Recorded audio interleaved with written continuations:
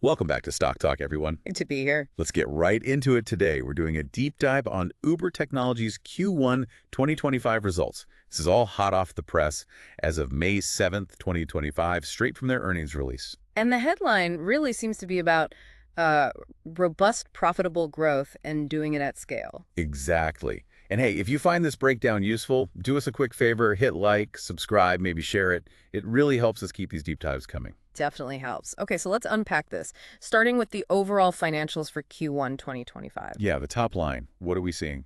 Gross bookings hit $42.8 billion. That's a solid 14% increase compared to Q1 last year. 14%. Okay. And what's interesting, if you adjust for constant currency, it's actually an 18% jump. Ah, right. So that shows the underlying business momentum without the currency noise. Precisely. And revenue followed suit, $11.5 billion, also up 14% year over year, or 17% in constant currency. Those are strong top-line numbers for sure.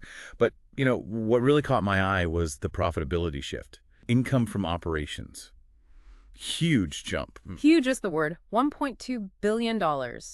Compare that to just, $100 million in Q1 2024? That's a $1.1 billion increase. I mean, what's driving that kind of massive improvement? Is it just scale or?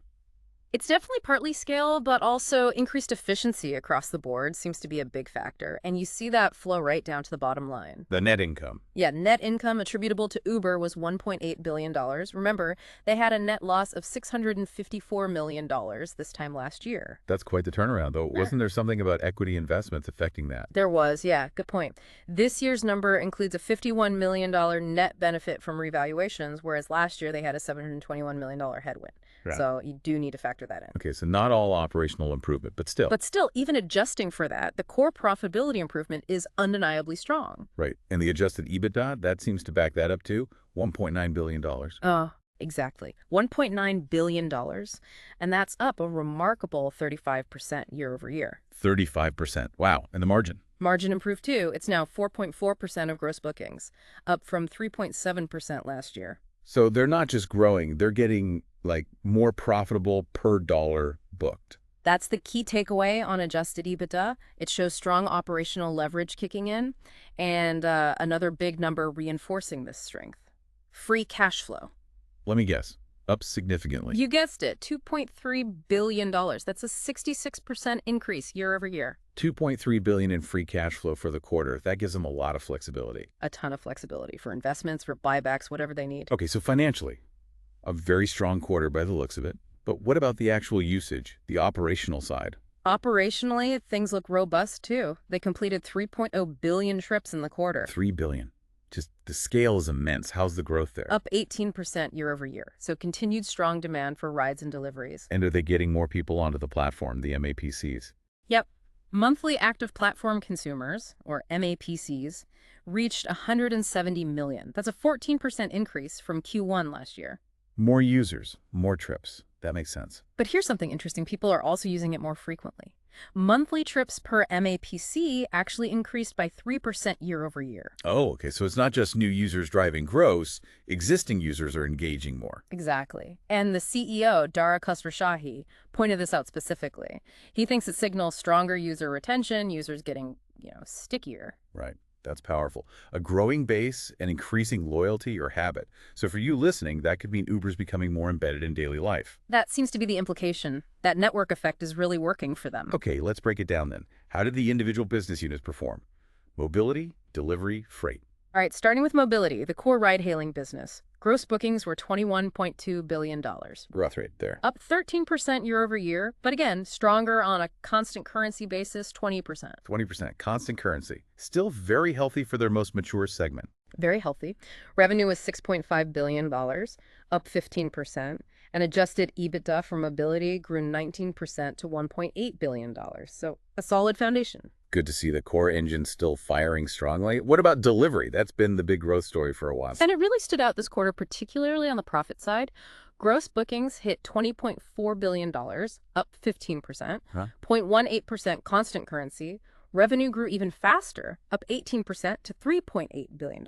Okay, strong growth continues. But you said profit was the real story. Yeah, the adjusted EBITDA for delivery just soared. $763 million. That's a 45% jump year over year. 45%. Wow. What's behind that? Better efficiency? Pricing? Likely mix of factors, streamlined operations, maybe better unit economics, perhaps a favorable mix shift in what's being delivered, but whatever it is, it's working. Clearly. Okay, now the tricky one, freight. It's been facing market headwinds, right? It has, and you see that in the numbers. Gross bookings and revenue were both down about 2% year over year, landing at $1.3 billion. Okay. Not ideal on the top line. But what about profitability? Well, here's the silver lining. Despite the revenue dip, they significantly improved their adjusted EBITDA loss. It narrowed to just $7 million. From what? From a $21 million loss in Q1 last year. So that's a 67% improvement. Okay, so even though the market's tough and revenue is down, they're managing costs much better and getting closer to breaking even. That's progress, I guess. It shows progress on the cost control side, definitely. A move towards profitability, even in a challenging environment. And quickly, what about the central costs? Corporate G&A, R&D. Those overall expenses were up 6% year over year to $641 million. Which seems reasonable, given the growth.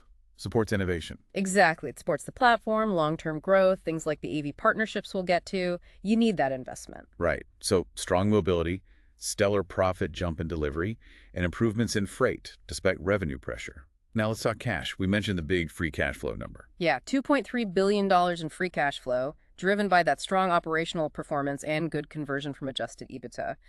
Operating cash flow was also $2.3 billion, up 64%.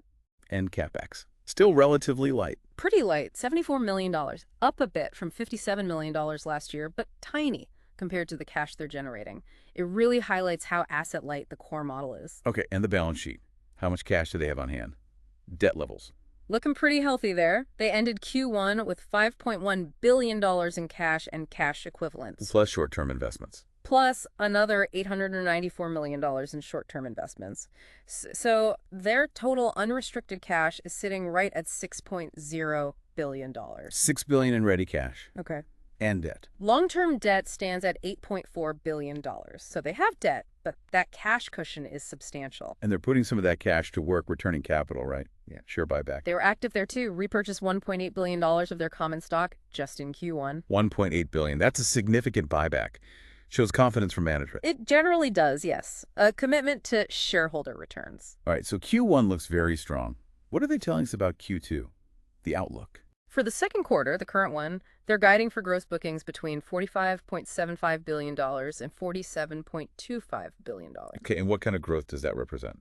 That implies year-over-year growth of 16% to 20% on a constant currency basis. So continued strong momentum. But there's a currency headwind expected. Yes, they flagged that. They expect about a 1.5 percentage point hit to total reported growth due to FX. It's a bit bigger for mobility specifically, around 3 percentage points. Right, the joys of global operations. Yeah. And profitability guidance for Q2, adjusted EBITDA. They're aiming for $2.02 billion to $2.12 billion in adjusted EBITDA. Which would be? A very healthy 29% to 35% increase compared to Q2 last year. So they expect profitability trends to remain strong, maybe even accelerate slightly. Looks like they expect the good times to continue then. Beyond the numbers, any strategic highlights from the leadership? Well, CEO Dara Khosrowshahi specifically mentioned their recent announcement of 5 new autonomous vehicle partnerships. The AV angle. Yeah. Definitely leaning into that future tech. Absolutely. He stressed leveraging their core business strength, mobility, and delivery to fund these kinds of future growth bets. And he also reiterated the point about seeing stronger user retention. Okay. And the CFO? Any comments on capital? Prashanth Mahendra Raja, the CFO, emphasized a disciplined capital allocation approach. Focus on financial durability, industry-leading cash flow growth. It sounds like a balanced strategy, invest, but stay strong financially. Makes sense. Grow, invest in the future, but keep the house in order. So, pulling back a bit, let's quickly summarize the opportunities and risks ahead. Sure. Opportunities seem clear. Keep growing the user base, keep increasing how often people use the platform. There's definitely still room for delivery margins to expand further. And the bigger bets. Autonomous vehicles, obviously. If they can integrate that successfully, it's huge. Continued international growth, and maybe, just maybe, getting freight to consistent profitability. Okay. And on the flip side, the risks. We mentioned currency. Currency headwinds are one. Regulation is always a big one for Uber, especially around driver classification globally. Competition is fierce in both mobility and delivery, Sure. and the freight market conditions are still uncertain. Plus, you always have potential macroeconomic headwinds that could slow down consumer spending. A fair assessment. Lots of potential, but definitely hurdles to navigate. So, wrapping this all up, what's the main story from this Q1 deep dive?